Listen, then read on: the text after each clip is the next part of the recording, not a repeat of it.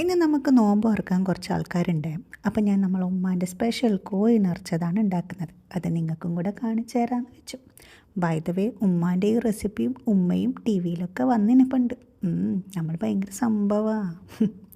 അപ്പോൾ ഉപ്പും മുളകും ഒക്കെ പുരട്ടിയ ചിക്കൻ്റെ ഉള്ളിൽ നമ്മൾ ധാരാളം പൊരിച്ച ഉള്ളിയും കിസ്മിസും അങ്ങോട്ട് ഉണ്ടി നിറക്കാം. നിങ്ങൾക്ക് വേണമെങ്കിൽ ഈ കോഴി പൊരിച്ചെടുക്കാം. ഞാൻ എയർ ഫ്രയർ ചെയ്താണ് എടുക്കുന്നത്. അയ്യോ പാവൊക്കെ എടുക്കുന്ന നോക്ക്.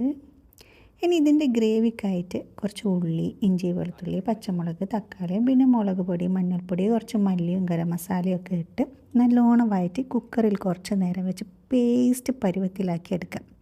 അതിനുശേഷം ഇതിലേക്ക് കുറച്ച് ഉള്ളി പൊരിച്ചതും പിന്നെ കാഷ്യൂസും കൂടെ അരച്ചത് വെള്ളം ചേർത്ത് ഒഴിക്കാം.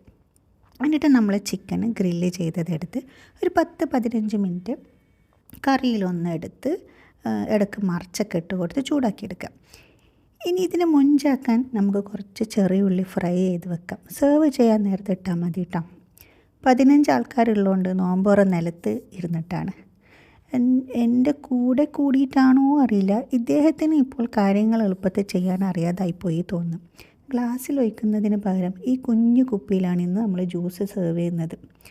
ഇതൊക്കെ ഉപയോഗിക്കാണ്ട് പിന്നെ വെറുതെ അൽമാരയിൽ വെച്ചിട്ട് എന്താ കാര്യം അല്ലേ? പോരായിട്ട് ഇപ്പോൾ മിസൈലൊക്കെ വരുന്നതുമാണ്. അപ്പോൾ ഹലിയും ഫിഷ് മോളി, കോഴി നിറച്ചത്, വീറ്റ് പൊറോട്ട, അപ്പം, പിന്നെ തൈര് വടയും നമ്മുടെ സ്വന്തം മുട്ട പഫ്സുമാണ് ഞാൻ ഇന്നാക്കിയത്. പിന്നെ 2 സ്നാക്സ് വന്നവരും കൊണ്ടുവന്നതിന്. അപ്പം ഇതാണ് നമ്മുടെ ഇന്നത്തെ ഹീറോയുടെ ഗാർണിഷൊക്കെ ചെയ്തിട്ടുള്ള ഫൈനൽ ലുക്ക്. അപ്പം ശരി, ടാറ്റ, ബൈ ബൈ.